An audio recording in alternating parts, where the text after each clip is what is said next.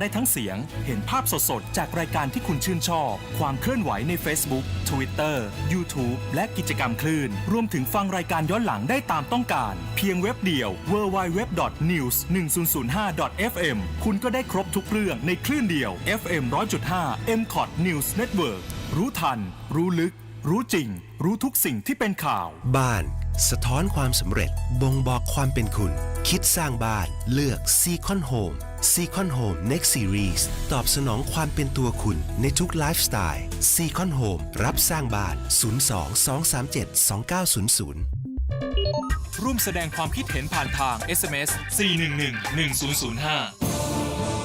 100.5 คืบหน้าข่าว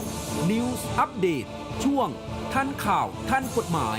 โดยดร.ประภาพรโรจน์ศิริรัตน์ดร.ปวีณ นราเมธกุลและศิวพร ยานวิทยากุล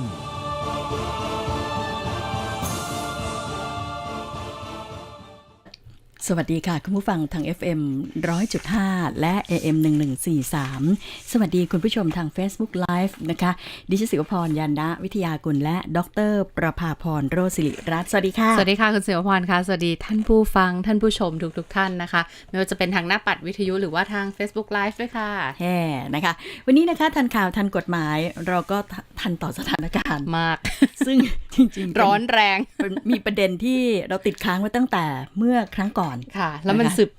เกี่ยวเนื่องกันพอดีถูกตั้งแต่คุณธนพลถามมาเกี่ยวกับเรื่องของการที่เจ้าหน้าที่มีอำนาจยึดใบอนุญาตหรือว่าใบอนุญาตขับขี่รถยนต์นั่นแหละได้หรือเปล่าแล้วเราก็ตอบแล้วเนื่องจากวันนั้นเวลามันจำกัดแล้วก็ยังมีประเด็นที่กำลังคลอดออกมาใช่แล้วก็กฎหมายมีแก้ใหม่ด้วยคุณสมบัติคือวันนั้นที่เราคุยกันเนี่ยมีโอกาสพูดถึงได้แค่ว่ากฎหมายเก่าทั่วไปในกฎหมายเรื่องเก่าแล้วก็พูดถึงในเชิงของว่าอำนาจของเจ้าหน้าที่แบบเนี้ยนะคะยังไปไม่ถึงไหน วันนี้เราก็จะยกเวลาให้กับเรื่องนี้ซึ่งมันมีต่อเนื่องกันหลายประเด็นอยู่เหมือนกันแต่ว่าก็ยังมีประเด็นที่คุณธเนศพลถามมาเมื่อวันก่อนอีกนะยังค้างอยู่หน่อยนึง แต่ว่าอันนั้นแปะไว้ก่อนมันมีประเด็นที่น่าสนใจที่ทันข่าวทันกฎหมายอยากจะนำขึ้นมาเป็นอุทาหรณ์เรามาหาเหตุผลกันนะว่าถ้าเราวิเคราะห์ในแง่มุมทางกฎหมายนั้นเราจะเห็นเหตุผลและเข้าใจปัญหาอย่างไรบ้างนะคะเราก็ช่วยกันสร้างสรรค์สังคมด้วยปัญญานะคะเราจะมักจะได้ยินคำที่คนในบ้านเรานินทาเรากันเองก็แหละ โหดราม่าค่ะโลกสวยค่ะอยู่บนในทุ่งลาเวนเดอร์นะเธอ อะไรประมาณเนี้ยแล้วก็มันมีศัพท์บางคำที่เรามักจะได้ยินได้ฟังแล้วก็มันขัดใจเลยกันเช่นเรารู้เท่าไม่ถึงการฉันไม่สบายพวกเราจัดรายการมาสักพักหนึ่งเนี่ยพูดคำนี้เยอะมากเลยนะคุณสุพรคือรู้เท่าไม่ถึงการเนี่ยนะ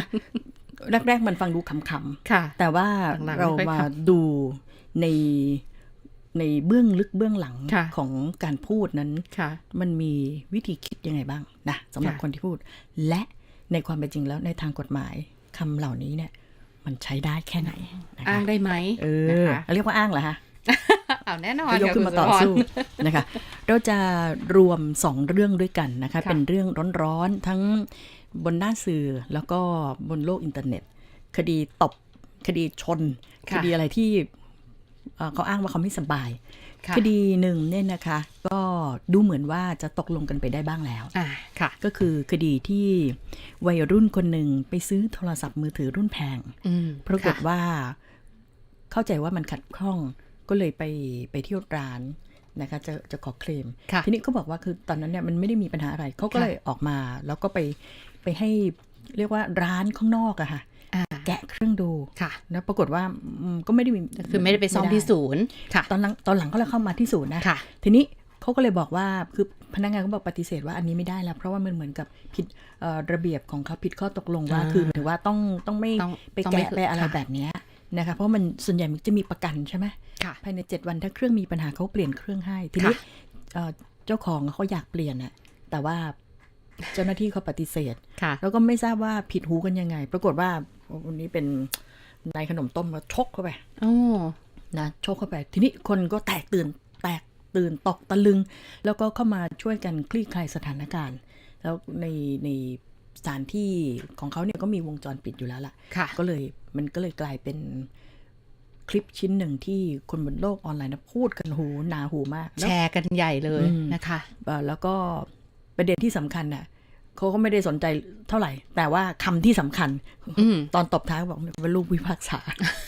อันนี้แหละเป็นปัญหา อันนี้ไม่เป็นข้ออ้างแน่นอนค่ะคุณสุวรรณ มีคนก็มาขุดประวัติของน้องคนนี้เขาขึ้นมาว่าเคยก่อเหตุที่มหาวิทยาลัยหลายครั้งอยู่เหมือนกันนะเช่นเคยคือเพื่อนเนี่ยผู้หญิงเนี่ยเข้าใจว่าไปทำหมวกกันน็อกของเขาตกหรือไงไม่ทราบถูกตีที่ศีรษะ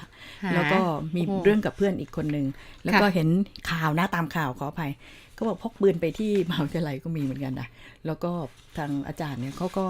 พยายามที่จะตักเตือนหมายถึงว่าคือรู้ว่าเขาไม่สบายก็มีพกบัตรผู้ป่วยด้วยจริงๆแต่อันนี้เนี่ยในข้อเท็จจริงเนี่ยเราไม่รู้ว่าขนาดไหนแต่ว่าหลังจากที่เกิดเหตุมันมา2 วันแล้วล่ะ 2-3 วันแล้วนะภายหลังเขาก็ออกมาขอโทษนะคะก็คู่กรณีเขาก็ตกลงกันได้นะแต่อันนี้นะก็เป็นที่เม้ามอยกันในโลกออนไลน์มาหลายวันจริงๆในช่วงคาบเกี่ยววัน2 วันนั้นก็ปรากฏว่ามีอีก1 คดีดิฉันไม่ต้องดูเลยเพราะอ่านทุกวันใช่อ่านทุกวันเลยทีนี้เนี่ยอีกคนหนึ่งที่เขาเรียกว่าคือเวลาคนโมโหแล้วไปก่อเหตุในที่สาธารณะเขามักจะใช้ศัพท์หลังๆวัยรุ่นเขาใช้ว่าหัวร้อนหัวร้อนค่ะใช่คุณป้าหัวร้อน คุณป้าหัวร้อนตะกี้คุณน้องหัวร้อนนี่คุณป้าหัวร้อนคุณป้าท่านนี้เนี่ยนะคะคือไปจอดรถที่สนามบินที่เชียงใหม่ปรากฏว่า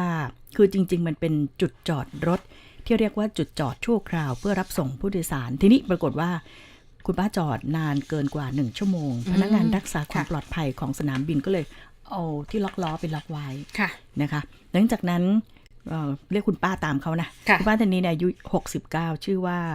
ป้าภัทราบุญเฉลียวนะคะคุณป้าภัทราก็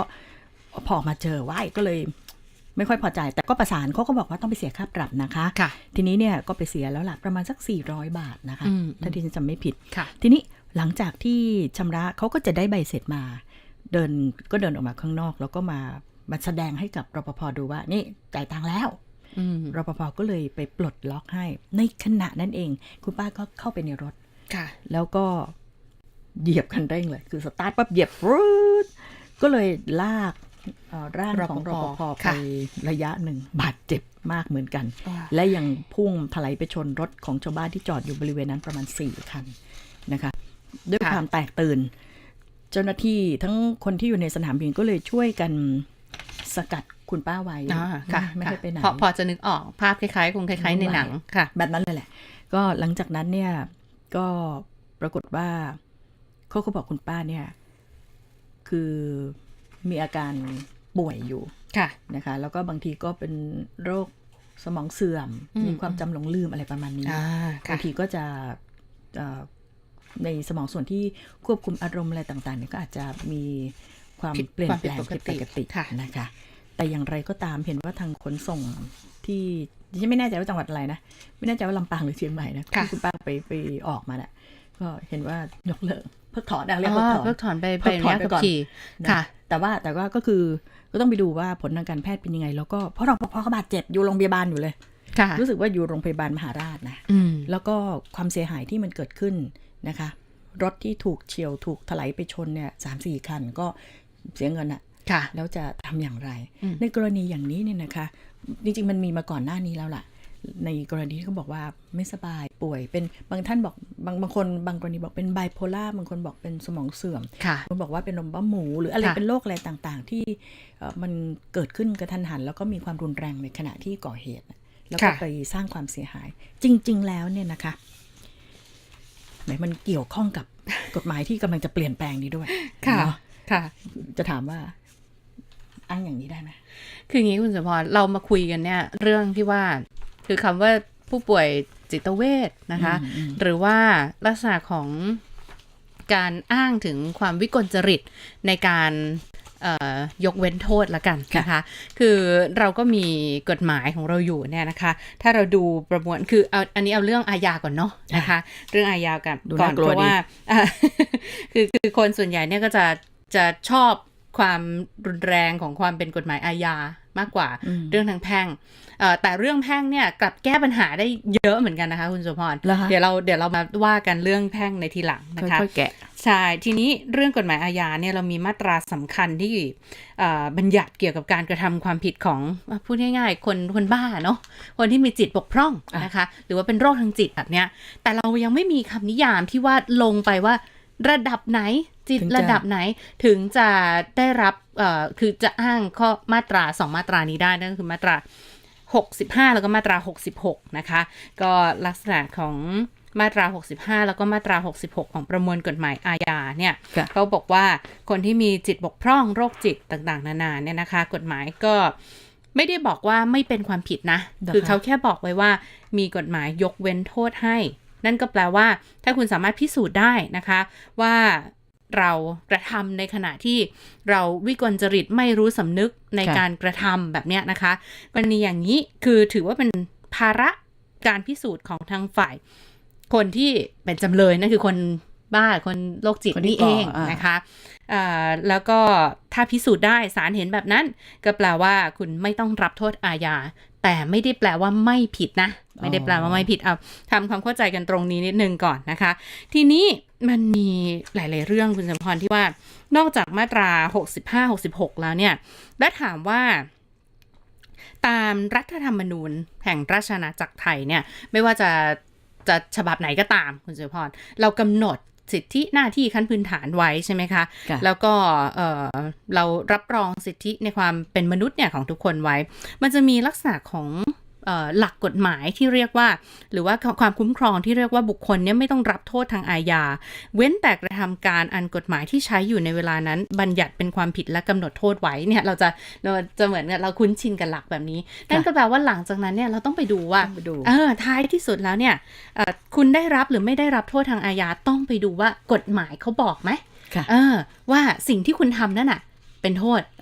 นี่คือความแตกต่างระหว่างกฎหมายอาญากับกฎหมายแพ่งคุณสุพรกฎหมายอาญาเนี่ยถ้ามีสิ่งที่ห้ามแล้วคุณไปทำสิ่งที่เขาห้ามนั่นแปลว่าคุณผิดแต่ถ้าไม่มีข้อห้ามอะไรเลยไม่มีบทลงโทษอะไรเลยแล้วคุณทำสิ่งนั้นคือกฎหมายยังไปไม่ถึงว่าง่ายๆนั่นก็คือคุณไม่ต้องรับโทษทางอาญาไงแต่กฎหมายแพ่งไม่เหมือนกันเช่นเรื่องละเมิดเนี่ยสมมติที่ฉันทำข้าวของคุณแตกโดยประมาทเลินเล่อถามว่าทำให้เสียทรัพย์โดยประมาทเลินเล่อตามกฎหมายอาญาไม่มีไงแต่ดิฉันมีสิทธิ์ทำของคุณแตกเสียหายไหมล่ะไม่มีดังนั้นแล้วกฎหมายละเมิดเนี่ยไม่ได้พูดแบบนั้นนั่นแปลว่าดิฉันละเมิดสิทธิ์คุณเรียบร้อยละดิฉันก็มีหน้าที่ในการชดใช้ค่าเสียหายให้คุณจุมพรไงในเรื่องของจานที่แตกไปนี่คือความแตกต่างขั้นพื้นฐานนะคะทีนี้การกระทำความผิดอาญามันมีคำหนึ่งที่น่าสนใจคือไอ้คำว่าการกระทำเนี่ยแหละนะการกระทำคืออะไรอ่ะนะบางทีบางครั้งกฎหมายบอกว่าเขาเรียกว่าอะไรรู้สำนึกใช่ไหมคะในการกระทำสิ่งที่ทำอยู่เนี่ยคุณรู้หรือเปล่าว่ามันจะไปก่อให้เกิดความเสียหายหรือเดือดร้อนต่อคนอื่นเขาอ่ะมันตัดกันอยู่แค่ตรงนี้นะคุณสุพรว่าเฮ้ยแล้วโรคที่คุณเป็นเนี่ยนั่นแปลว่าคุณรู้หรือไม่รู้สำนึกอันนี้เรื่องของการกระทำนะแต่เรื่องภาระการพิสูจน์ว่าคุณเป็นโรคจิตเวชหรือว่าเป็นลักษณะของคนที่เป็นโรคจิตหรือเปล่าที่จะได้รับเหตุคืออ้างเหตุยกเว้นโทษได้เนี่ยคุณก็ต้องไปพิสูจน์กับศาลอันนี้เรื่องหนึ่งแต่ถามว่ากระทำไม่กระทำเนี่ยก็เป็นอีกเรื่องหนึ่งนะที่ว่าคือคนเนี่ยบางทีชอบบอกว่าต้องพิสูจน์ว่าอย่างนี้เรียกการกระทำอย่าไปถือสาคนบ้าอะไรอย่างเงี้ยอย่าว่าคนจริงแต่มันไม่ใช่อย่างนั้นทุกกรณีนะคุณสุพรนั่นแปลว่าคุณก็ต้องมีภาระในการพิสูจน์ไปหาผู้เชี่ยวชาญมาพิสูจน์อีกว่าโรคที่คุณเป็นอยู่เนี่ยมันมีลักษณะของว่าเป็นแล้วไม่รู้สำนึกเลยไหมอย่างเงี้ยนะคะถามว่ายากไหมยากเหมือนกันนะไม่ใช่ว่าง่ายๆเหมือนกันทีนี้มาตรา59วรรค 2ประมวลกฎหมายอาญาเนี่ยคำว่าผู้กระทำได้กระทำโดยรู้สำนึกในการกระทำเนี่ย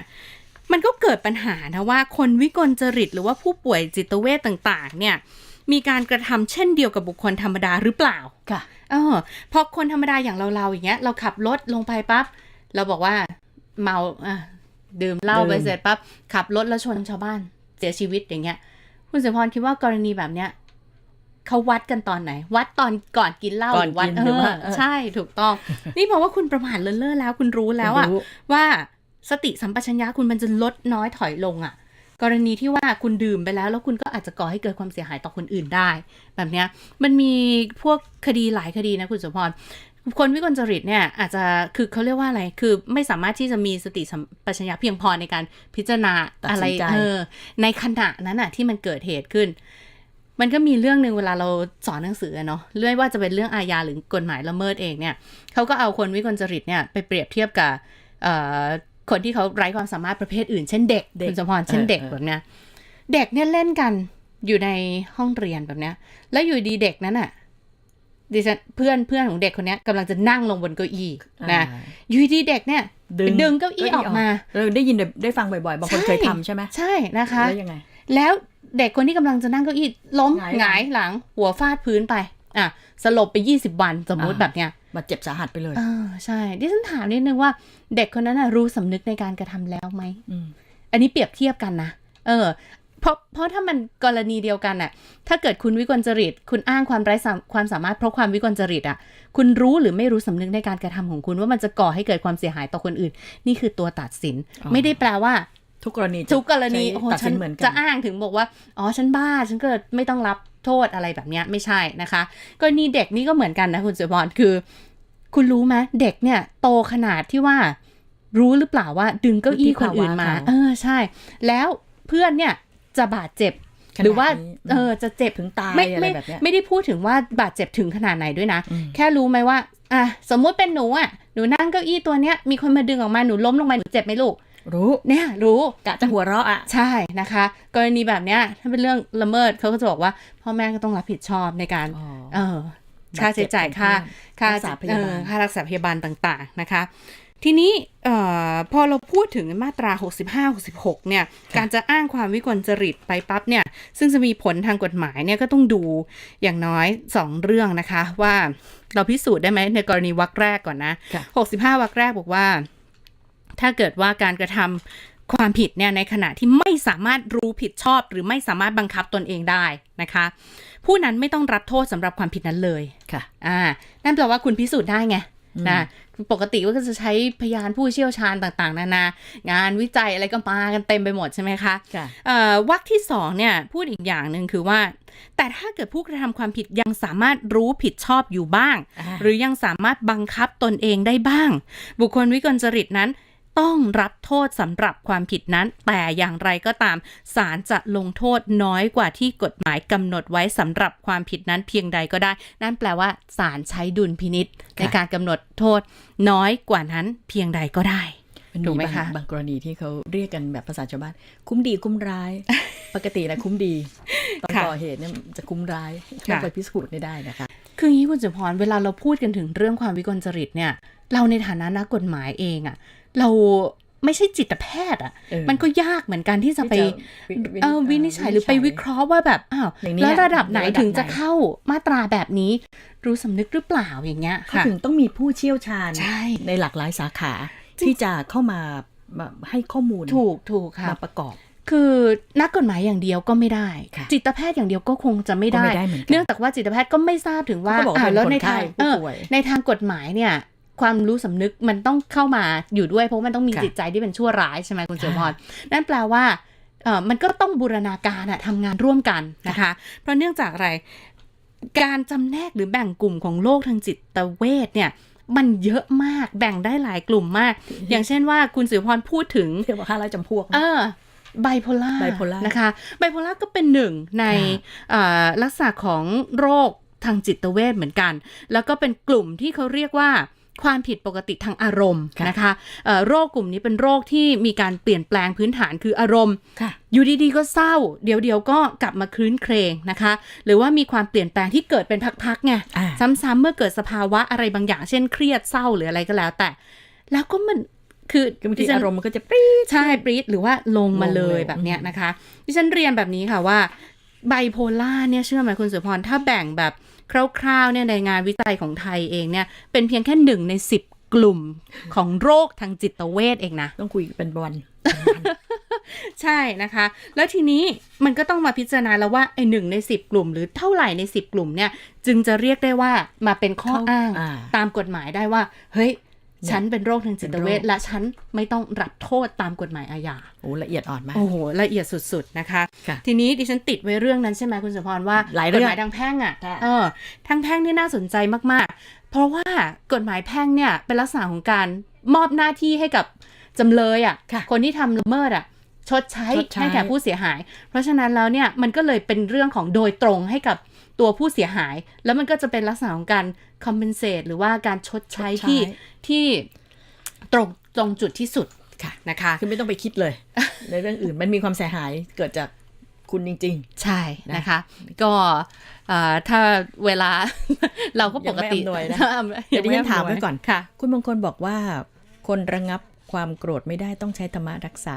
ส่วนคุณแบ็กบอกว่า ค่ะ คำแรกบอกว่าเกลื่อนนานไป ถ้าสั้นกว่านี้ก็จะเป็นข้อสอบแล้วค่ะ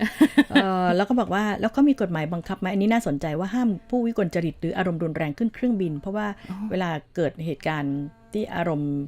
ฉุนเฉียวขึ้นมาเป็นอันตรายได้ ค่ะ นะมาเกาะติดข่าวกันก่อน ค่ะ แล้วเดี๋ยวมาต่อกัน ได้ค่ะ สักครู่ค่ะ 100.5 คืบหน้าข่าว News Update ช่วงทันข่าวทันกฎหมาย โดยดร.ประภาพร โรจน์ศิริรัตน์ดร.ปวีณ นราเมธกุล และศิวพร ยานวิทยากุล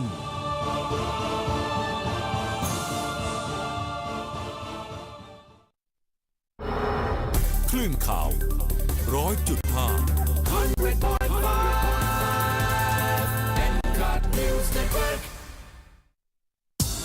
ในชั่วโมงเร่งด่วน ทุกนาทีที่รถติด คุณจะไม่พลาดประเด็นข่าวร้อนรอบวันกับเสียงคุ้นเคยของคนข่าวตัวจริง สดๆ จากภาคสนามข่าว บุญระดมกิจดอน รู้ก่อนใคร เร็วก่อนใคร ในทุกประเด็นร้อนรอบวันกับชั่วโมงข่าว Exclusive แล้วชั่วโมงสำคัญกับชั่วโมงข่าว Exclusive จะทำให้คุณใช้เวลาคุ้มค่าไปกับเรา FM 100.5 MCOT News Network เกาะติดข่าว เกาะติดข่าว 13:31 นาทีพลตำรวจเอกจักรทิพย์ชัยจินดาผู้บัญชาการตำรวจแห่งชาติเผยหลังสอบปากคำนายปัญญายิ่งดังหรือเสียอ้วนผู้ต้องหาฆ่านายอนันตชัยจริตรำหรือฟอสอายุ20ปีและนางสาวปวีณานาเมืองรักหรือสปายอายุ20ปีเสียชีวิตที่ลานจอดรถเขาชีจันทร์จังหวัดชลบุรีว่านายปัญญาให้การรับสารภาพว่าก่อเหตุจริงและอ้างว่าที่กล้าลงมือก่อเหตุบริเวณหน้าพระพุทธรูปศักดิ์สิทธิ์เนื่องจากเห็นว่าเป็นเพียงรูปแกะสลักเท่านั้นส่วนรายละเอียดการวางแผนก่อเหตุไม่ขอเปิดเผยหวั่นกระทบกับสำนวนคดีทั้งนี้หลังสอบปากคำแล้วเสร็จเจ้าหน้าที่ได้นำตัวนายปัญญาไปทำแผนประกอบคำรับสารภาพต่อทันทีศาลเลื่อนไต่สวนมูลฟ้องคดีที่นายชัชวาลอภิบาลศรีสมาชิกสภานิติบัญญัติแห่งชาติหรือสนช.ประธานคณะกรรมการเร่งรัดการก่อสร้างอาคารรัฐสภาแห่งใหม่ยื่นฟ้องนายวัชระเพชรทองอดีตสสพรรคประชาธิปัตย์เป็นจำเลยในข้อหาหมิ่นประมาทกล่าวหาว่าเร่งรัดการก่อสร้างอาคารรัฐสภาแห่งใหม่เพื่อจะเอาเงิน 5,000 ล้านบาทเนื่องจากจำเลยได้แถลงต่อศาลว่ายังมีเอกสารหลายรายการที่ยังไม่ได้รับจากรัฐสภาและปปช.ศาลจึงอนุญาตให้เลื่อนไต่สวนมูลฟ้องออกไปเป็นวันที่ 24 กันยายนนี้เวลา 9 นาฬิกาจังหวัดภูเก็ตร่วมกับสมาคมท่องเที่ยวไทยจีนและคณะกรรมาการการศาสนาศิลปะวัฒนธรรมและการท่องเที่ยวจัดงานอุทิศส่วนบุญส่วนกุศลให้แก่ผู้เสียชีวิตจากเหตุการณ์เรือฟินิกส์ล่มโดยเมื่อช่วงเช้าที่ผ่านมานายประกอบวงมณีรุ่งรองผู้ว่าราชการจังหวัดภูเก็ตเป็นประธานในพิธีเปิดมณฑลศาสนพิธีมหายานเจริญพระพุทธมนต์ถวายพุทธฎีกาน้อมอัญเชิญพระศรีสักยมุนีพุทธเจ้าพระโพธิสัตว์และสิ่งศักดิ์สิทธิ์ทุกพระองค์เสด็จมาเป็นพุทธประธานเพื่อโปรดเหล่าดวงวิญญาณชาวจีนผู้ประสบอุบัติภัยทางทะเลที่จังหวัดภูเก็ตเมื่อวันที่ 5 กรกฎาคมโดยมีหัวหน้าส่วนราชการญาติผู้เสียชีวิตเข้าร่วมส่วนช่วงเย็นจะมีพิธีกรรมทางศาสนาพิธีกงเต็กพิธีทางศาสนา4ศาสนาที่สะพานหินส่วนวันพรุ่งนี้จะมีกิจกรรมเดินวิ่งเชื่อมสัมพันธ์ไทยจีนและจุดเทียนไว้อาลัยแก่ผู้เสียชีวิต นายชาลีวชิระศรีสุนทรผู้อำนวยการสำนักการแพทย์กรุงเทพมหานครเปิดการฝึกซ้อมแผนฉุกเฉินทางการแพทย์เต็มรูปแบบประจำปี 2561 ตามโครงการระดมทรัพยากรเพื่อพัฒนาความพร้อมทางการแพทย์ในเหตุสาธารณภัยซึ่งกรุงเทพมหานครโดยศูนย์เอราวัณและโรงพยาบาลเจริญกรุงประชารักษ์จัดขึ้นที่ลานชุมชนวัดไผ่เงินเพื่อให้บุคลากรมีความรู้ความเข้าใจและขั้นตอนการปฏิบัติงานร่วมกับหน่วยงานอื่นๆเมื่อเกิดเหตุสาธารณภัยรวมทั้งเปิดโอกาสให้แต่ละหน่วยงานได้แลกเปลี่ยนประสบการณ์เพื่อช่วยสนับสนุนการปฏิบัติงานให้เกิดประสิทธิภาพมากขึ้นโดยวันนี้เป็นการจำลองสถานการณ์อุบัติภัยสารเคมีแอมโมเนียรั่วไหลจากเหตุไฟไหม้โรงงานน้ำแข็งโดยมีหน่วยงานต่างๆที่เกี่ยวข้องร่วมซ้อมแผนเรือนจำกลางจังหวัดยะลาเปิดให้ประชาชนชาวไทยมุสลิมเข้าเยี่ยมญาติเป็นกรณีพิเศษในวันหยุดราชการวันนี้ตั้งแต่เวลา 9 นาฬิกาถึง 15 นาฬิกาเนื่องในวันอีดุลอัฎฮาซึ่งบรรยากาศเป็นไปอย่างคึกคักตั้งแต่ช่วงเช้ามีชาวไทยมุสลิมนำอาหารคาวหวานมาเยี่ยมผู้ต้องขังเป็นจำนวนมากโดยทางเรือนจำกลางจังหวัดยะลาได้จัดเจ้าหน้าที่มาคอยดูแลอำนวยความสะดวกในการรับบัตรคิวตรวจสอบอาหารให้กับประชาชนที่จะนำไปให้ผู้ต้องขังช่วงหน้าคืบหน้าข่าวอาเซียนค่ะ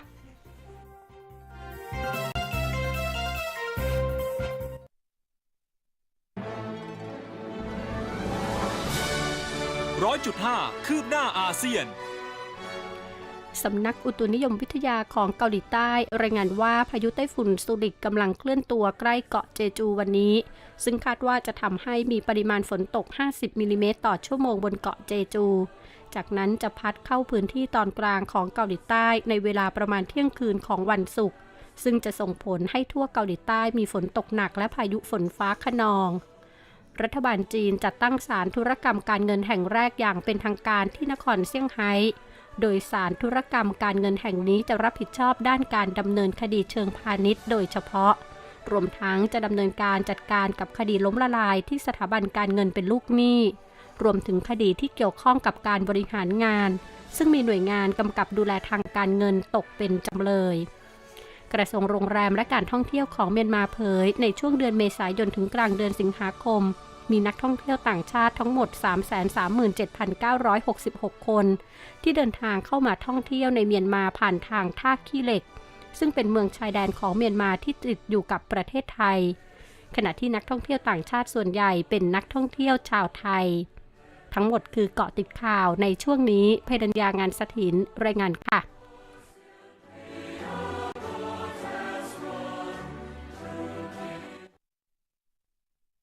สนับสนุนคืบหน้าอาเซียนโดย GC เคมีที่เข้าถึงทุกความสุข นี่คือเสียงจากอนาคตอนาคตที่พลาสติกจะสลายตัวได้ทันใจไม่ทำร้ายโลก GC เชื่อว่าด้วยนวัตกรรมพลาสติกและเคมีภัณฑ์โลกก็ไม่ต้องกังวลเรื่องขยะพลาสติกอีกต่อไปเราจึงได้พัฒนาแก้วไบโอคัพที่ย่อยสลายได้เองใน180 วันเพื่อให้เสียงแห่งอนาคตนี้เกิดขึ้นได้จริง GC Chemistry for Better Living ไม่ว่าข่าวเล่าข่าวลือหรือข่าวแชร์ในทุกประเด็นของวันเราจะเอาความจริงมาเปิดเผยแบบไม่ต้องมโนกันไปเองว่าจริงหรือเท็จชัวร์หรือมั่วนิ่มกับเรื่องราว Talk of the Town ของวันโดยนักจัดมืออาชีพลลิตามั่งสูงเนินชุติภพเหงากุลนัทอาภาผ่องทิพาพรถวันชัยรัตน์จิรายุจับบางในแชร์เล่าข่าวเด็ดที่จะมาแชร์ให้ลั่นสนั่นเมืองทุกวันจันทร์ถึงอาทิตย์บ่าย 2 ถึง 4 โมงเย็นทาง FM 100.5 MCOT News Network ร่วมแสดงความคิดเห็นผ่านทาง SMS 411-1005 100.5 คืบหน้าข่าว News Update ช่วงทันข่าวทันกฎหมายโดยดร.ประภาพรโรจน์ศิริรัตน์ดร.ปวีณ นราเมธกุลและศิวพรยานวิทยากุล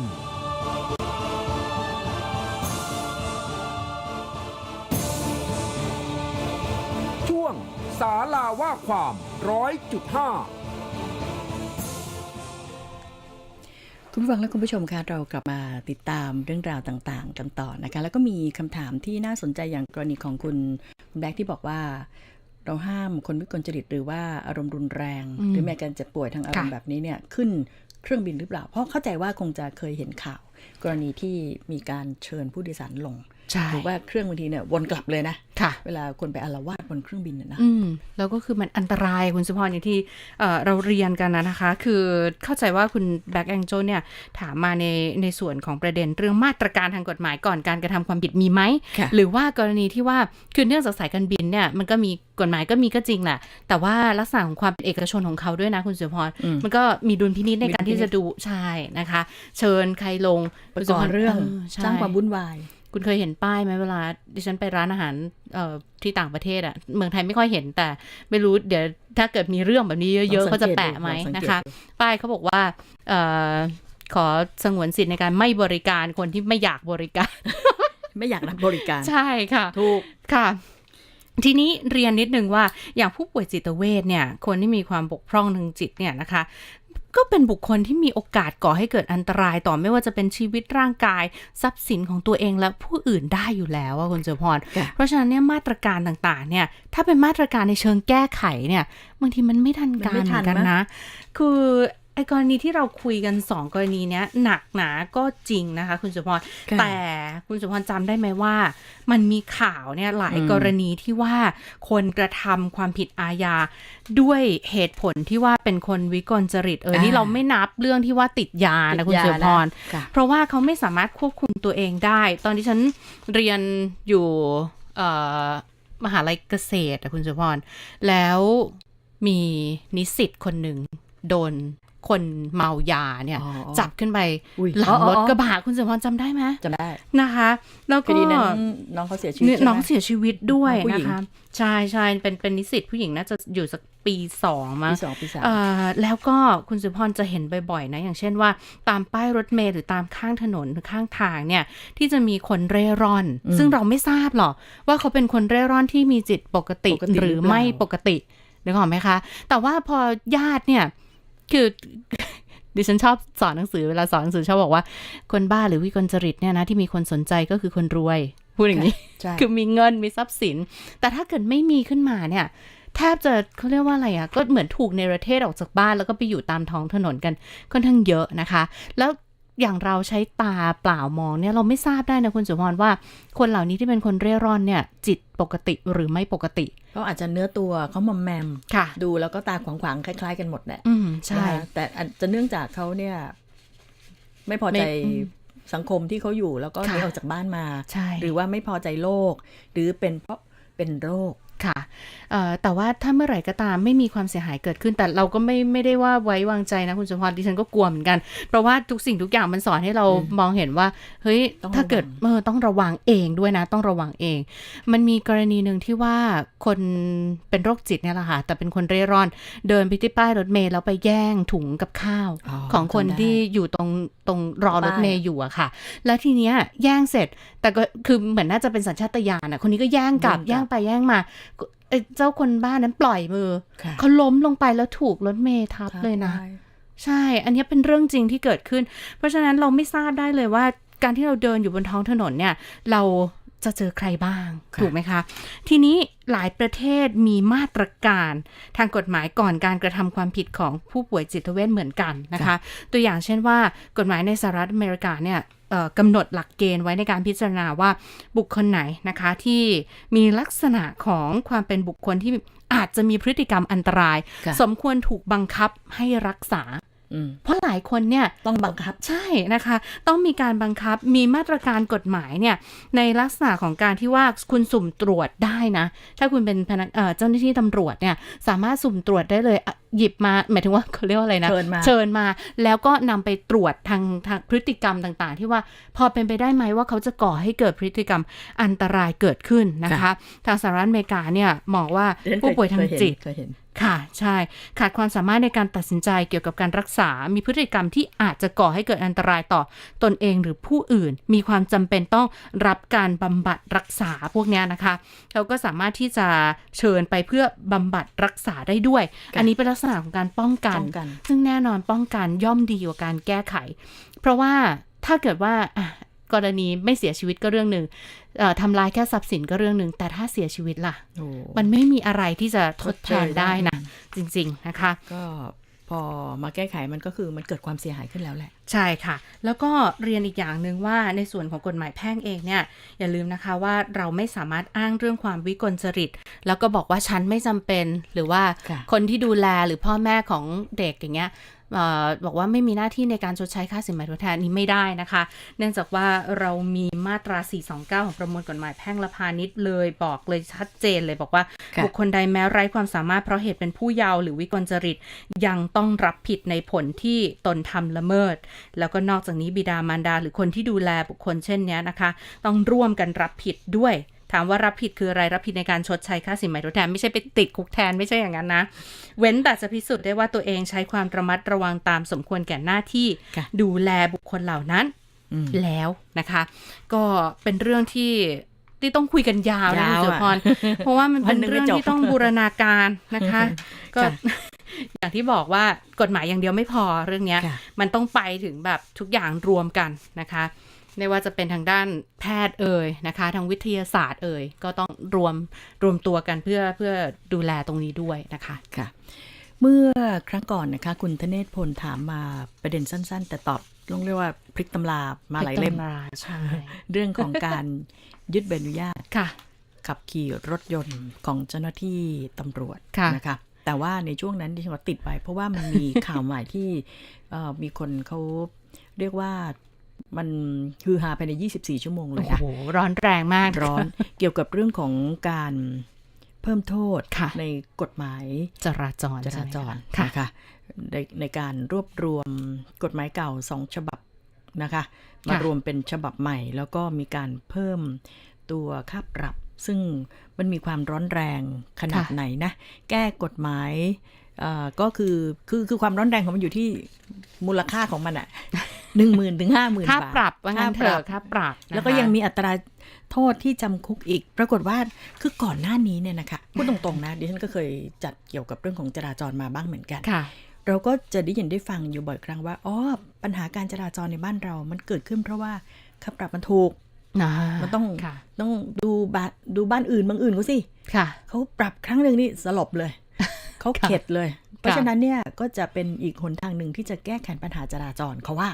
นะคะก็ปรากฏว่าอันนี้ก็เกิดขึ้นในบ้านเราจริงๆนะคะในเรื่องนี้เนี่ย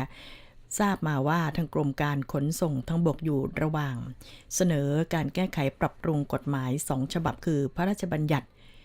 รถยนต์ปีพุทธศักราช2522และพระราชบัญญัติการขนส่งทางบกปีเดียวกันนะคะรวมไว้ด้วยกันแล้วจะยกร่างกฎหมายใหม่เป็นร่างพระราชบัญญัติการขนส่งทางบกพุทธศักราชจุดซึ่งยังไม่ใส่เพราะว่ายังไม่รู้ว่าปีไหนสาระสำคัญก็คือรวมเรื่องรถยนต์และการขนส่งทางบกพร้อม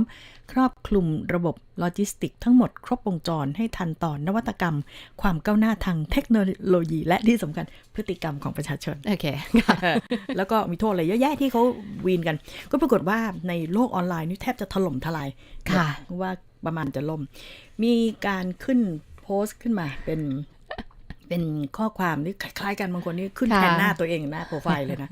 ขอคัดค้านพระราชบัญญัติจราจรใหม่กรณีขับรถโดยไม่มีใบขับขี่ปรับถึง 50,000 บาทขับรถโดยไม่แสดงใบขับขี่ปรับ 10,000 บาทอันนี้เปิดช่องให้กันโชคทรัพย์ประชาชนหรือไม่นี่ดูแหมคำศัพท์นะเต็มเลยแล้วก็มีหลายเหตุผลนะคะเหตุผลข้อที่1เขาบอกว่าการคัดค้านเพราะบทลงโทษใหม่ไม่สอดคล้องเป็นธรรมกับน้ำหนักของความผิดซึ่งจะส่งผลกระทบเป็นลูกโซ่กับประชาชนข้อที่2ไม่เชื่อว่าการเพิ่มโทษจะแก้ปัญหาอุบัติเหตุและการจราจรได้แล้วก็ถามด้วยว่ามีรายงานผลการศึกษาทั้ง2ประเด็นมาอ้างอิงไหมข้อที่3 เป็นการเปิดช่องว่างให้เจ้าหน้าที่อันนี้ดิฉันขออนุญาตนะใช้คำตามนั้นก็คือรีดไถสินบนกับประชาชนซึ่งจะก่อให้เกิดการกระทำความผิดที่ร้ายแรงกว่าเพราะฉะนั้นขอคัดค้านพระราชบัญญัติจราจรใหม่กรณีนี้นะคะอันนี้ก็เป็นความเห็นต่างๆนานาแต่นะมองอีกมุมนึงนะคือดิฉันเป็นคนอื่นนะแต่ดิฉันก็เคยถูกจับถูกปรับเหมือนกันแต่ก็ต้องมานั่งนึกว่าและในข้อเท็จจริงเนี่ยมันเกี่ยวข้องกันไหมเกิดเรื่องของการกระทำความผิดแล้วจริงๆเนี่ยใบขับขี่เขาก็ให้คุณพกอยู่แล้วนะคุณเป็นหน้าที่เขาเรียกว่าอะไรนะคุณจะขับรถออกมาบนท้องถนนใช่นะคะก็คือคุณต้องมีใบอนุญาตเหมือนดิฉันจะว่าความดิฉันต้องมีใบอนุญาตว่าความใช่ไหมคุณลืมพกไปได้ไหมหรือว่าเราจะไปไหนแล้วมันจะต้องมีบัตรเนี่ยแล้วเราไม่มีบัตรเนี่ยมันจะมีปัญหาอันนี้เป็นเรื่องหนึ่งเขาบอกว่าเวลาไปจับโจรปล้นชิงทรัพย์เอาเวลาไปจับโจรดีกว่าไหมออกกฎหมายจราจรแต่เขาถามว่าแล้วจริงๆก็เพียงแค่ทำตามกฎหมายก็คือพกไปด้วยแล้วนั่นแหละมันก็จะไม่โดนอะไรประมาณนี้มองในคนละมุมนะคะคือจริงๆในโลกออนไลน์ที่ดิฉันดูอย่างคร่าวๆนะคุณสุพรก็มีทั้งสองด้านนะก็มีทั้งสองด้านมาตลอดเลยคือด้านหนึ่งก็บอกว่าก็มันไม่ได้ยากอะไรนี่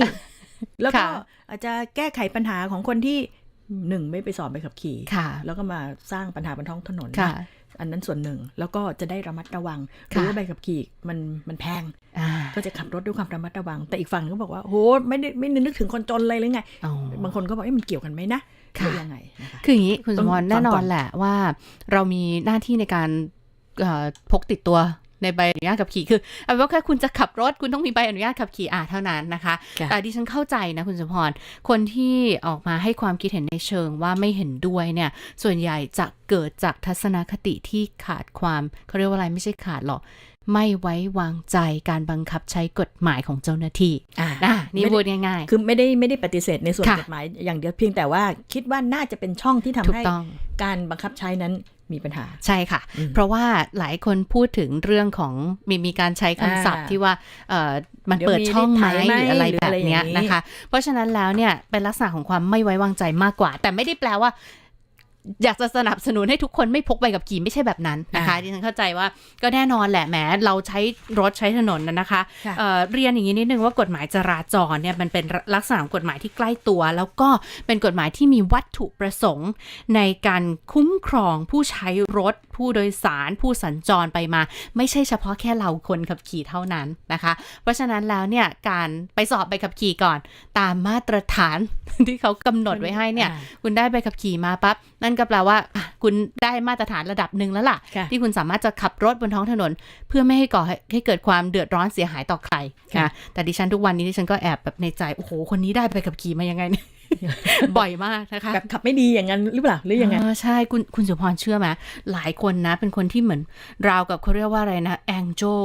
ปกติแล้วเนี่ยโอ้โหเหมือนเทพธิดาเทพบุตรเลยนะใจเย็นมากเมื่อไหร่ก็ตามนะขึ้นไปจับพวงมาลัยปั๊บเขาเรียกนิสัยเปลี่ยนใช่จริงๆมันเป็นสถานที่ดิฉันเคยเจอนะคนแบบเนี้ยต้องนั่งนึกว่าพวกเราเป็นไหมปกติเราเป็นคนดีนิสัยดีแต่เวลาอยู่หลังพวงมาลัยนะปรากฏว่าเป็นอีกคนด่าคนนั้นโมโหคนนี้คืออารมณ์มันโกรธง่ายเหมือนองค์ลงมีเรื่องพรองค์ลงเลยอ่ะจริงนะคะประมาณนี้แต่ดิฉันเป็นแนวแบบว่าไปเธออยากไปเลยไปก็ไปใช่แต่ตอนวัยรุ่นเนี่ยก็ใจร้อนเหมือนกันค่ะคือเราจะรู้สึกมันขัดใจอ่ะเช่นว่าเนี่ยแหละตั้งคำถามเนี่ยสอบใบขับขี่มาได้ยังไงอย่างเงี้ยเลยแสดงว่าขับแย่ใช่นะคะเพราะฉะนั้นพกไว้เถอะไม่มีไม่น่าจะเป็นอะไรแต่เรื่องโทษคุณสุพรเรื่องนี้น่าสนใจเพราะด้วยความที่ว่าอะไรรู้ไหมคือวัตถุประสงค์ของกฎหมายอาญาเองเนี่ยพรบจราจรก็เป็นกฎหมายอาญาเพราะมีโทษทางอาญาวัตถุประสงค์ของกฎหมายอาญาเนี่ยมุ่งลงโทษผู้กระทำความผิดหนึ่งประการที่2คือไม่ให้เป็นเยี่ยงอย่างแก่คนอื่นในการกระทำแบบนี้นะคะประการที่3ก็น่าจะเป็นเรื่องของการคุ้มครองคนในสังคมให้เกิดความปลอดภัยถูกไหมคะแต่ทีเนี้ยมันจะตอบโจทย์วัตถุประสงค์อย่างน้อย3ข้อที่ดิฉันพูดไปเนี่ยมันต้องมีเรื่องของกฎหมายที่เข้มแข็งกับบทลงโทษที่เหมาะสมและเป็นสัดส่วนหรือเราเรียกหลักภาษาอังกฤษว่า proportionality คือความได้สัดส่วนของการลงโทษถ้าเกิดน้อยไปหรือมากไปจะทำให้ก็ไม่ได้ใช่ถูกต้องนะคะทีนี้เนี่ยดิฉันมาให้เปรียบเทียบนะคุณสุพรว่ากฎหมายใหม่เนี่ยทางที่ ที่เป็นร่างอยู่ตอนนี้นะคะ ที่บอกว่าขับขี่รถนะคะไม่มีใบขับขี่ปรับไม่เกิน 50,000 จำคุกไม่เกิน3 ปีนะคะ แล้วก็อื่นๆอีกขับรถโดยไม่แสดงใบอนุญาตกฎหมายเดิมปรับไม่เกิน 1,000 บาทกฎหมายใหม่ปรับสูงสุดไม่เกิน 10,000 บาทที่ฉันพาคุณไปดูโทษฐานทำร้ายร่างกาย นะคะแล้วหูโทษนะคะที่เราคุยกันตามมาตรา391กับมาตรา295เนี่ยนะคะในประมวลกฎหมายอาญาเนี่ยความผิดฐานทำร้ายร่างกายผู้อื่นทำร้ายผู้อื่นไม่ถึงกับเป็นเหตุให้เกิดอันตรายแก่ร่างกายและจิตใจซึ่งเป็นความผิดละหุโทษตามมาตรา391มีอัตราโทษปรับไม่เกิน 10,000 บาทนะ10,000 บาท295ความผิดฐานทำร้ายผู้อื่นเป็นเหตุให้เกิดอันตรายแก่กายหรือจิตใจนะคะก็มีการอัปเกรดขึ้นมานะคะจาก 4,000 เนี่ยก็เปลี่ยนเป็นจำคุกไม่เกิน2 ปีปรับไม่เกิน 40,000 บาทนั่นแปลว่าคุณทำความผิดฐานทำร้ายร่างกายมาตรา295เนี่ยคุณปรับน้อยกว่าไม่พกใบขับขี่นะใช่ไหมดิฉันก็ให้คุณคิดเปรียบเทียบกันแล้วกันเปรียบเทียบกันต่อแต่เรื่องนึงนะคุณสุพรที่น่าสนใจก็คือว่าการเพิ่มโทษเนี่ยนะคะเขาบอกว่าอาจจะสามารถเพิ่มความปลอดภัยของคนบนท้องถนนแล้วก็ลดอุบัติเหตุในชีวิตและทรัพย์สินของประชาชนได้เพราะเพิ่มประสิทธิภาพในการบังคับใช้เนื่องจากมาตรา161พรบจราจรเนี่ยที่เกี่ยวข้องกับการยึดการพักใช้ใบอนุญาตขับขี่เนี่ยนะคะเมื่อผู้ขับขี่กระทำความผิดแล้วก็ถูกบันทึกเรื่องตัดแต้มคุณสุพรนะคะจะได้สามารถนำมาใช้ให้เกี่ยวข้องกับเรื่องการยึดใบขับขี่แล้วก็ตัดคะแนนความประพฤติอย่างเป็นผลเพราะบางทีเนี่ยถ้าเกิดว่าไม่มีใบขับขี่มาโชว์แต่โทษยังน้อยอยู่เพราะฉะนั้นคุณยึดใบขับขี่เขาไม่ได้ถูกไหมตามมาตรา161นั่นก็แปลว่าคุณต้องลองเลือกเอาดูใช่ว่าท้ายที่สุดคุณจะเลือกตามไม่พกหรือว่าคุณจะเลือกถูกยึดหรือไม่เอาทั้ง2 อย่างแล้วแต่ได้เหรอคะดิฉันตอบของคุณธเนศพลต่อนิดนึงได้ไหมคุณสุพรอีกนิดเดียวเองนะคะเนื่องจากว่ามันเกี่ยวเนื่องกันคือดิฉันเรียนแบบนี้ว่าคำว่ายึดใบขับขี่มีอำนาจหรือเปล่านั่นคราวที่แล้วดิฉันพูดถึงเรื่องอำนาจโดยชอบด้วยกฎหมายก็ถ้ามีอำนาจตามกฎหมายก็ทำได้พูดง่ายๆถ้าไม่มีคุณก็ทำไม่ได้นะคะแต่มันมีกรณีที่กฎหมายเขาแก้ไขเพิ่มเติมนิดนึงในมาตรา140ที่เกี่ยวข้องกับเรื่องว่าถ้าเกิดเจ้าพนักงานจราจรหรือว่าเจ้าหน้าที่เนี่ยนะคะพบว่าผู้ขับขี่คนไหนเนี่ยฝ่าฝืนหรือไม่ปฏิบัติตามพระราชบัญญัติจราจรนะคะจะว่ากล่าวตักเตือนผู้ขับขี่หรือว่าออกใบสั่งนะคะให้ไปชำระค่าปรับนะคะก็ได้เช่นเดียวกันแต่มีอีกนิดนึงค่ะที่เพิ่มเติมขึ้นมาในวรรค2ของมาตรา140ก็คือว่าการเขาเรียกว่าการออกใบสั่งให้ผู้ขับขี่ชำระค่าปรับนะคะตามที่เจ้าหน้าที่เห็นนะคะว่าข้อหาอะไรก็แล้วแต่เจ้าพนักงานจราจรหรือพนักงานเจ้าหน้าที่จะเรียกเก็บใบอนุญาตขับขี่ไว้เป็นการชั่วคราวก็ได้อันนี้เป็นอำนาจอีกอย่างนึงคืออำนาจในการเรียกเก็บเป็นการชั่วคราวนะคะแต่ดิฉันเรียนแบบนี้พอเราเรียนกฎหมายแล้วก็รู้สึกว่าแต่ละคำเนี่ยมันจะมีนิยามของตัวเองถ้ามันเหมือนกันเขาคงใช้คำเดียวกันดิฉันคิดแบบนี้นะคะแต่นั่นก็แปลว่าเวลาคุณไปเถียงกับเขาคุณอย่าลืมดูมาตรานี้ด้วยนะคะว่าแต่ลักษณะของการเรียกเก็บใบอนุญาตขับขี่ไว้เป็นการชั่วคราวเนี่ยมีข้อแม้คือต้องออกไปรับแทนใบอนุญาตขับขี่นะคะให้แก่ผู้ขับขี่ไว้แล้วก็เจ้าพนักงานหรือเจ้าพนักงานหรือพนักงานเจ้าหน้าที่ที่เขาเรียกว่าเรียกใบขับขี่เนี่ยนะคะเป็นการชั่วคราวไว้เนี่ยต้องส่งมอบแก่พนักงานสอบสวนภายใน8 ชั่วโมงนับแต่เวลาที่ออกใบสั่งด้วยนะคะอันนี้ก็เป็นอีกเรื่องหนึ่งที่ก็น่าสนใจเหมือนกันนะคะบางทีไปเถียงเขาเนี่ยเราต้องเอาพรบมากางเลยนะคุณ แล้วก็มีคำถามนะคะที่ขออนุญาตเพิ่มเติมคุณนนท์ค่ะคุณนนท์บอกว่าเรื่องใบขับขี่ถ้าไม่มีก็คือไม่มีสิทธิ์ขับขี่การขับขี่โดยไม่มีสิทธิ์ควรลงโทษหนักทำดีแล้วแต่การไม่พกมีโทษหนักด้วยนี่เป็นคนละเรื่องโทษการไม่พกเนี่ยปรับ 50,000 บ้าชัด